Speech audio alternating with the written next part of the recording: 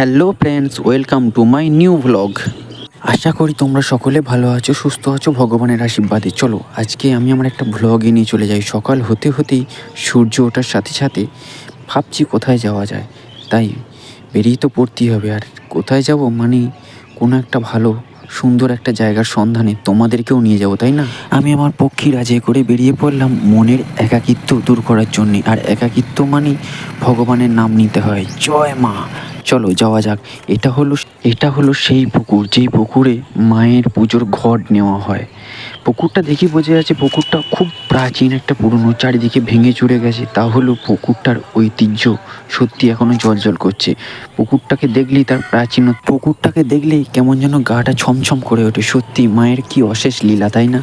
আর এখানে আমি দাঁড়িয়ে আছি তার কারণ একটাই, এই সেই রাস্তা, নিরিবিলি রাস্তা, শান্ত। এই রাস্তা দিয়ে পেরোতে হবে তোমাকেও এই মায়ের মন্দির দেখার জন্য। এটা হলো আমাদের রক্ষা কালী মায়ের মন্দির। জয় মা।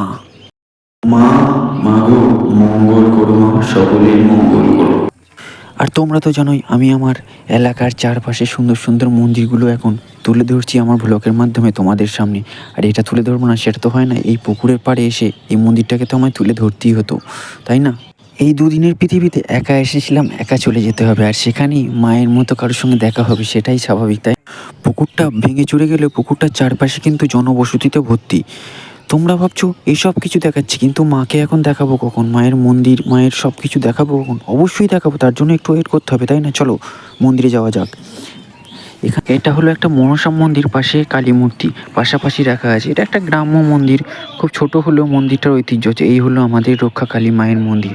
দেখতে পাচ্ছ সারা বছরই এখানে মায়ের পুজো হয় এবং মূর্তি সারা বছরই এই মন্দিরে বিরাজমান থাকে।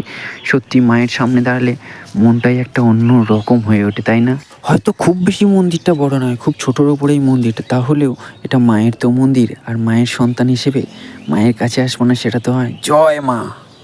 মন্দিরের সামনে যে গর্তটা দেখা যাচ্ছে সেটা হলো পাঁঠা বলির জন্য। এখনো পর্যন্ত এখানে মন্দিরে পাঁঠা বলি হয় পুজোর সময়। আর এই হলো মা, সকলের মায়ের মণি, জয় রক্ষা কালী মা।